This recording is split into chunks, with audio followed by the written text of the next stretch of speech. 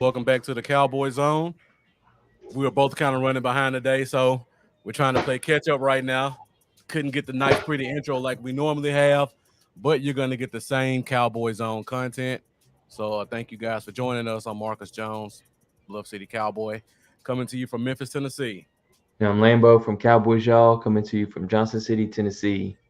Actually, lately it's been Kingsport, Tennessee, but By, by way same of thing Kingsport. basically. Yeah, by way of Kingsport. All right, guys. So we're at 11:27.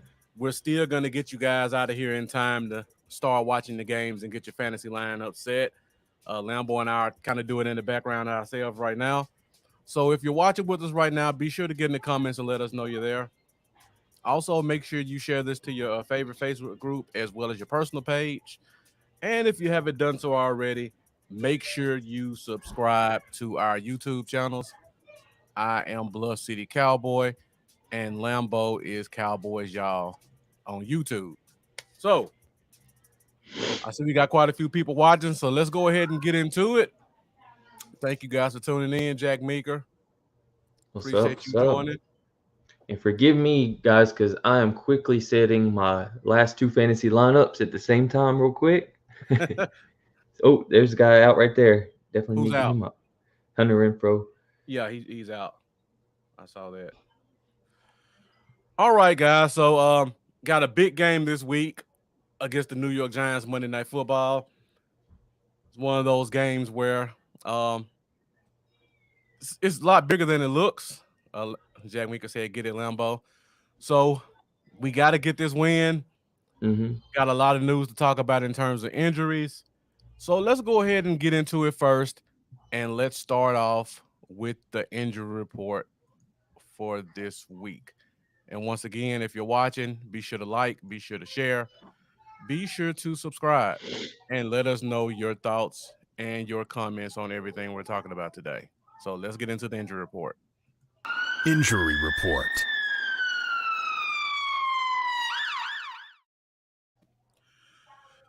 All right, so it's a pretty full list, but on their side is not as impactful as our side.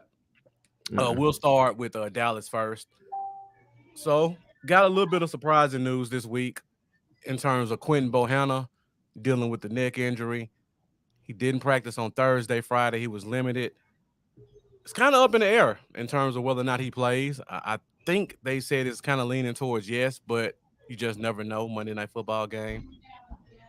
And then we got the usual suspects. Ron Curse still out. Connor McGovern is out, but he's probably a week away, so he'll be back soon. Micah Parsons is another surprising one on the injury list. He's got the flu, right? They're saying it's the flu. Yeah, it's not COVID or anything like that. But you guys know just from past football experience, the flu can be draining for a player. So we might not get the same Micah we've been seeing, but Micah Parsons at 80% is probably better than most of the defensive ends in the NFL. Yep. All right, Big Mendoza, fat. thank you for joining.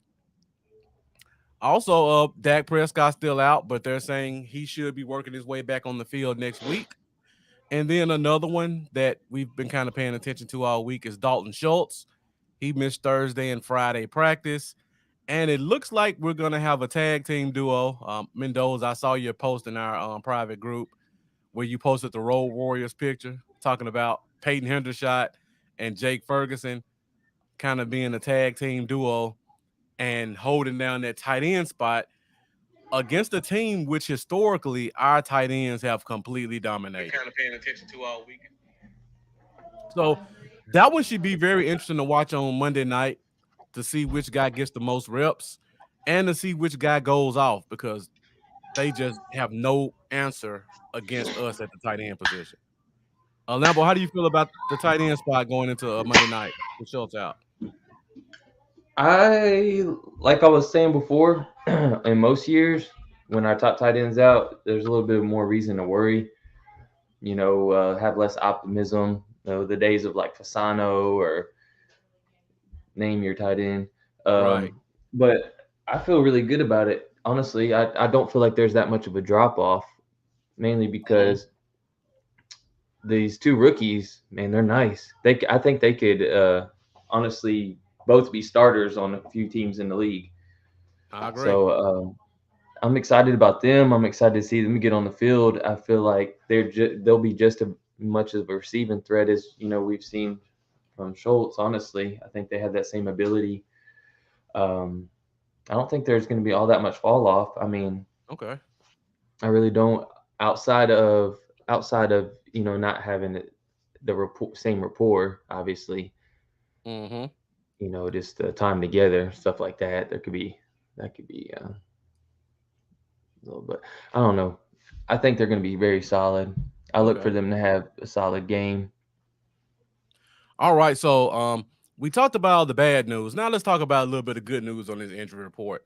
So as you guys can see, Michael Gallup was a full participant on both Thursday and Friday practice, and it is fully expected that he will be a go on Monday night. Coach McCarthy came out and says he doesn't expect them to see 70 snaps, but even if we can get him for 40 snaps, that does a lot to our offense and our scheme. Lambo, Michael Gallup's first game back after the ACL injury. What do you think his effect will be on the team, just himself and the offense as a whole? What do you expect to see from him? I think it's huge from multiple perspectives. I mean, for one, it's a leadership thing. Mm-hmm. You look at the experience we've had out there on the field at the receiver position, there's not Yep. much. Hasn't been a lot, right? I mean, just that alone, the things that he can bring into the huddle in between snaps to the young guys, telling them what to look for, what he's seeing, Mm-hmm. that alone is huge. Um, Even if he's a decoy, that's big. That's going to help us out. But I think if he's out there on the field, he got in some full practices. I think he's going to make an impact. I don't necessarily think he's going to come out there and blow up, but I can see him getting 4 catches for 65 yards, potentially a touchdown.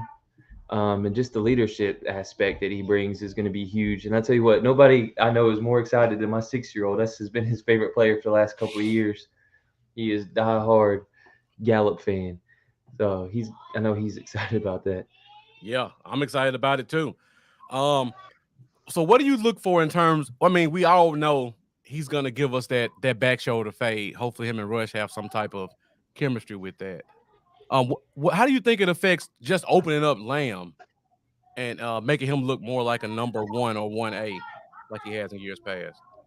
Just the attention that he's going to bring, and you mix that in with Noah Brown and what he's shown over the first 2 weeks. Teams are actually going to be paying attention to Brown now too. It Mm-hmm. ain't even going to be just Gallup. Teams are starting to realize, man, we got to account for Brown. We've been showing CeeDee Lamb all this attention. Yeah. Brown's been doing work. We might need to Right. show him attention. Oh, but now we got Gallup. Now we need to show all three of them attention. Yeah. So I mean, no matter which way you put it, now we now have three solid options out there on the field, and that's going to open somebody up. Exactly. And just like Jack Meeker said, just with them being second stringers, it works in our favor. Guys like Noah Brown, Right. because they had a lot of time with Rush, and it's kind of been paying dividends so far. And just like Jack Meeker said, now the past couple of weeks, Brown's been getting number one and number two cornerbacks on him. Now we get to see him for the first time going against a number 3 corner. So he should have a chance to get even more open given the opportunity. Um, One last question, Lambo, before we move on to the Giants.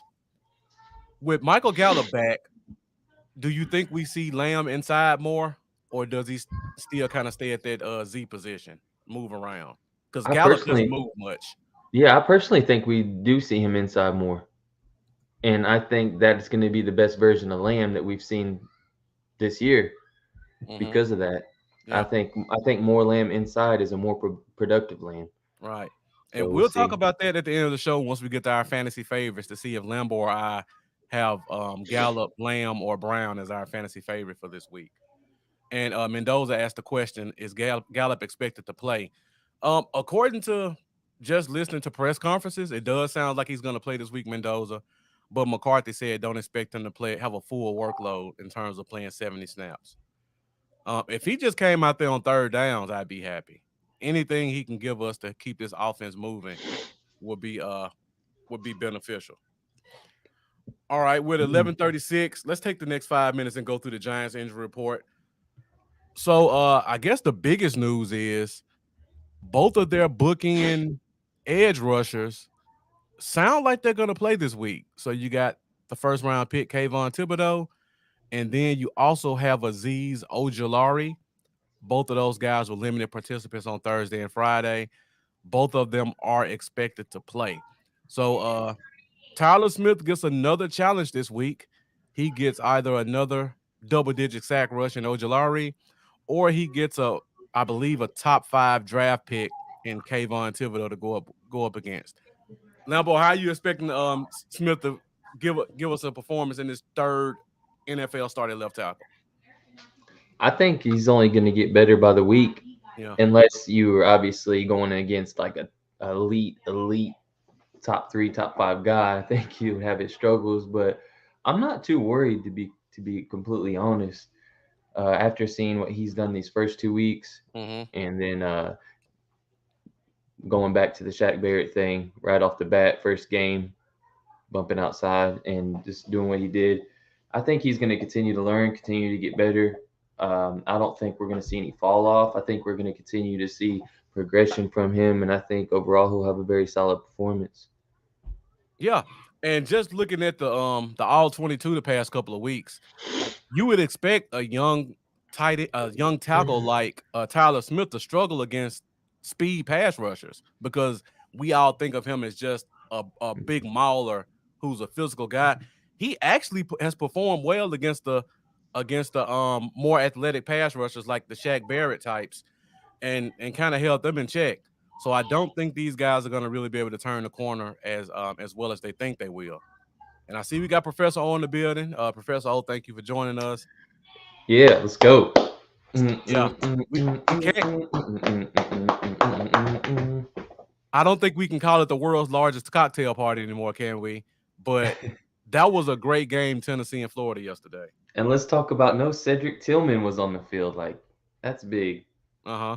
Potentially one of the top receivers in the entire nation. Yeah, definitely. One of those guys we'll be paying attention to. Oh, yeah. That was a good game. That was a really good game. It was a lot of good games yesterday. Hendon Hooker for Heisman. All right, so let's keep going through the Giants injury report. It looks like Leonard Williams is going to be out this week, so that kind of helps our young backup guard who's starting for us right now on the inside. Should open up some running lanes because Leonard Williams is really good against the run, even though they do have 2 large other D tackles we have to deal with. Looking through the injury report, anything else stand out to you, Lambo? Just going through. Let me zoom it back in here. And I'm sorry, y'all. I know it sounds like a daycare center in my house. I remember Mendoza on Wednesday night talking about the starting corners for the Giants. And Mendoza, I asked you the question, which corner is not playing? And just looking at the injury report now, see Aaron Robinson has not been practicing this week. So they're going to be down a corner. Goodness, man, look at all those DBs on that list. Yep. That goes into the fact that we got 3 solid receiving options out on the field. Yeah. I don't know where Justin Lane and Nick McLeod are, but whether they're major contributors or not, they're still guys on the roster. Eventually, your number 1 and number 2 are going to get tired. So if they have 6 corners on their team, we're basically looking at 3 of their corners being out this week. So that could be huge in terms of our offense and the way they're able to move the ball down the field, especially on any extended drives we can get out there, because either the starter will have to stay in and be winded, which we saw what happened when Dallas had that problem with Cincinnati. They got their only touchdown. And either the backups will have to come in and they may be just guys off the street. And then Professor O also telling us that Kadarius Toney also looked like he's going to miss. Man. And also another guy, Wan'Dale Robinson, hasn't been practicing this week, so he may be out. So when you look at that team, they don't use Galladay. Robinson was an early draft pick. Tony's a guy who gives you good stats when he plays, but he doesn't play a lot. It looks like they're going to be relying pretty heavily on David Seals. to make some plays for them against our 2 top-tier cornerbacks. Yeah. Sounds to me like we better stop the run, in my opinion. And it sounds to me like Diggs might get a pick this week finally for this Yep. season. Man, and it also sounds like Cowboy Dale may have jumped the gun on his Kadarius Toney joke, but the video is already out. So, well, I'm still loading it up right now, so just taking a few minutes. Computer's going slow this morning. But because this is a rivalry week, we do have a Cowboy Dale prediction coming later on in the show. it's dang good, man. Man, my computer's going extremely slow loading this thing. All right. So let's go through the injury report a little bit more, see if anything else stands out. And Professor O also makes a great point. Special teams comes into play. Your backup corners are usually very influential in covering punts and kicks. Normally punts in particular because they're usually like the wings or the gunners. So watch out for Turpin. It might be some opportunities there for him again this week. And I forgot about Richie James also as another receiver that's kind of a journeyman. Yeah, just like you said, Jack. Stop Barkley, tee off on Danny. I see I got my guy Jay in the Bay joining us again. Good luck to your Niners also. Should be a good game. I mean, you guys got Jimmy G back, so you guys are rocking and rolling. All right, Lambo. So we're at 11:43. Hopefully I can get this Cowboy Dale video to load before the show ends. So we won't give you the Cowboy Dale game predictions, but we do want to hear you guys. So let's get your game predictions ready, and Lambo will go ahead and go into our next segment, which is game predictions for this week's game. Jeff in the house. Game prediction. I'm sorry, Lambo. I cut you off before I started it. No, I was just saying, Jeff's in the house. What's up, Jeff? And wait a second. There was a comment I liked earlier. Let's throw that up for a second. Rocky Top is undefeated. Rocky Top. Yeah, baby. College football is always better when Tennessee's winning. And the SEC is that's one thing a lot of people have been saying lately too. That I always see a lot is SEC is better because when there's more competition in the East, it makes it so much more fun to watch. All right, Lambo, I gotta grab my charger real quick. I think my computer's going slow because my laptop's about to die. So while I grab my charger, get these game predictions. Give the people your game prediction and kind of let them know why you got it. And if anybody posts some in the comments, put those up as well. Let's go. Jack Meeker, I'm gonna go ahead and put yours up. Sorry for the kids. I got 4 young ones. 27-9. Jack Meeker's got Dallas winning 27-9. Everybody else get your game predictions in here. Mine is going to be, I always like doing it right off the top. So I'm going to say I'm feeling really good about this week. The Giants being undefeated is a complete fluke. Complete fluke. They are not a good team. I don't care. We're going to win 37-17. Wow.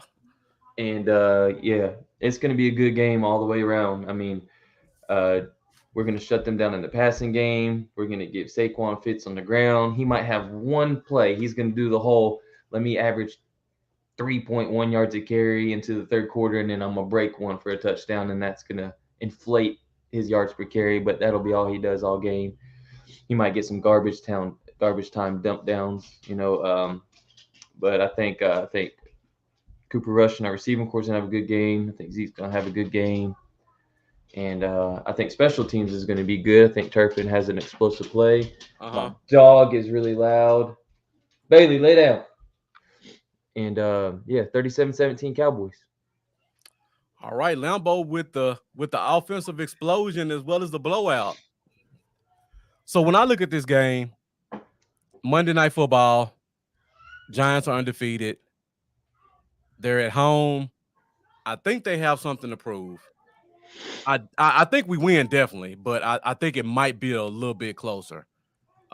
Professor O said originally had this as a low-scoring game, but after a lot of film study, Dallas defense will completely overwhelm the Giants 31 13. All right. Matt with another Ow! blowout. Oh, William Coulter getting an early start on bold prediction, saying Dallas will get a touchdown on defense. So, kind of like Professor O said, this defense, our defense, should easily overwhelm them. They're decimated at the receiver position. They may almost have to pull out Galladay and hope he can make some plays. We have to stop Barkley. They're missing some DBs on their edge. Like Jeff just said, we got another weapon back. We're down our starting tight end, but our two backups are really good. I like Cooper Rush, but I just can't give a backup quarterback 30+ points. Not yet. So I'm more 24-13 for this week's game. I think we win it easily. I don't think it's close, but I just don't know if Cooper Rush has the juice to score almost 40. Shane Odom has 24-14. All right, I got about 20 seconds on this video, Lambo. oh, let's go. Professor O saying he had a 17-13 earlier, but they have no juice at all. I agree with that. And also, we also have D-Law, who's historically had very good games against Dallas. So you add that in with Michael Parsons going against these two very young but talented tackles, and there are some plays that could be made. So that defensive touchdown that William Coulter talks about, I mean, it's very possible.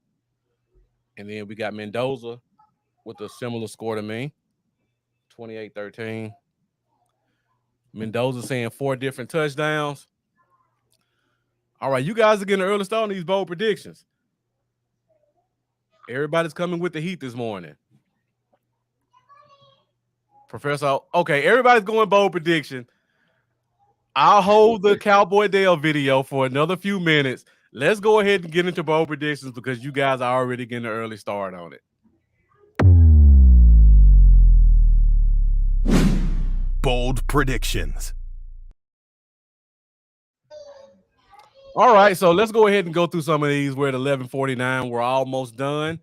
Give you guys some time to set your fantasy leagues, get your favorite beverages for a full day of NFL football. All right, William, I'm going to count this as a bold prediction, so I'm marking it down. If you have another one, let me know. And Mendoza's bold prediction, 4 different touchdowns, rushing, receiving, special teams, and defensive. That would be a great Monday Night Football game if you had all 4 of those from one team. Who else has a bold prediction? Jeff has Gallup deep touchdown in his first game back. Jeff, give me a number when you consider deep. Is it 40? Is it 50? Let me get a number with that deep touchdown.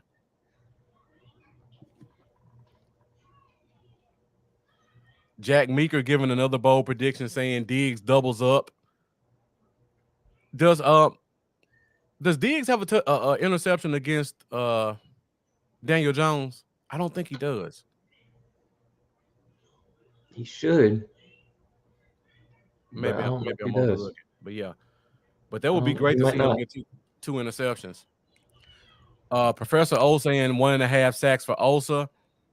Definitely could happen. They have a revolving door in the inside. And Daniel Jones is just horrible in the pocket. He runs right into sacks. He's terrible at reads in the middle. So there are definitely going to be a lot of opportunities. So Jeff has a question for you, Mendoza, on your bold prediction. He wants to know who gets the Dallas defensive touchdown. And Mendoza answered that Micah gets the touchdown. All right, so it looks like that's pretty much all the bold predictions. Hold on. Jeff says he predicts a 50-yard touchdown from Michael Gallup. All right. Mine is we get 2 pick sixes on our defense this game. 2 pick sixes in one game. From 2 different players. You said 2 pick sixes? 2 pick sixes. All right. In the secondary. William Coulter has Parsons gets the triple crown: sack, forced fumble, and fumble recovery. And Shane Odom says both Pollard and Zeke both have more rushing yards than Barkley. So Professor O has a question. Lambo. Ooh, that makes it really bold. Players. Give me both corners. Both corners, okay. Diggs and Brown. Pick 6, right. pick 6. All right, my bold prediction: both tight ends get a touchdown.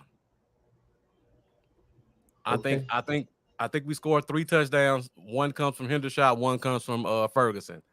So the tight ends are heavily involved in the red zone, and then somebody else gets a touchdown also. I'm looking for the streak to continue.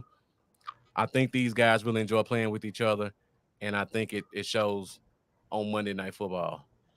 All right, guys, we're at 11:52. I knew Mendoza. I knew you would love that with the Hendershot Hive. All right, so guys, we're at 11:53. I got your bold predictions. Now let's see if we can get this video to play with Cowboy Dale giving us his game prediction.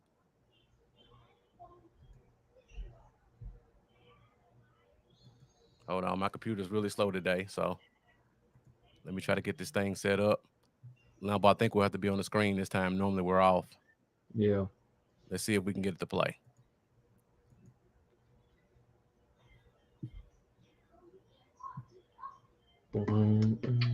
Daniel Jones, I tell you what, you're gonna have sore bones, man. That's what I'm talking about.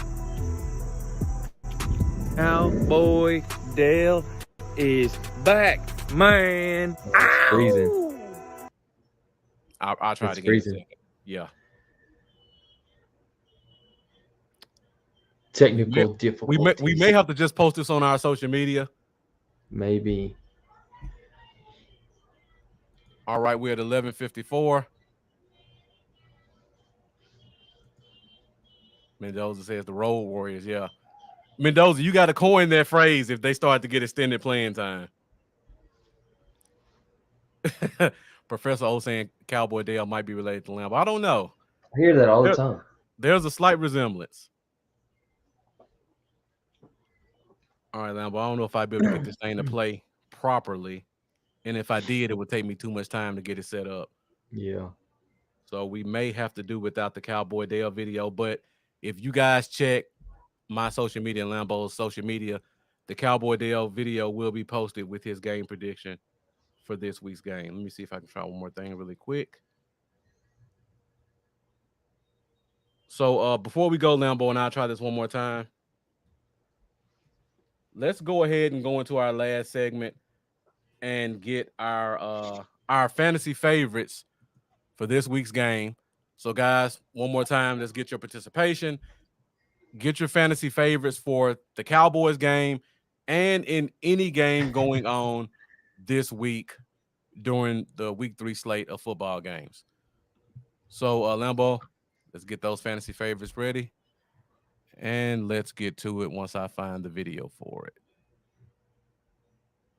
Everything's just out of order this week. All right, guys, we got 5 minutes left. Get your fantasy favorites ready.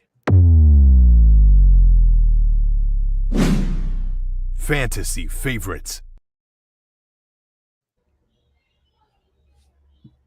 All right, Lambo. So, this week's game, who you guys are fantasy favorite in the Cowboys matchup?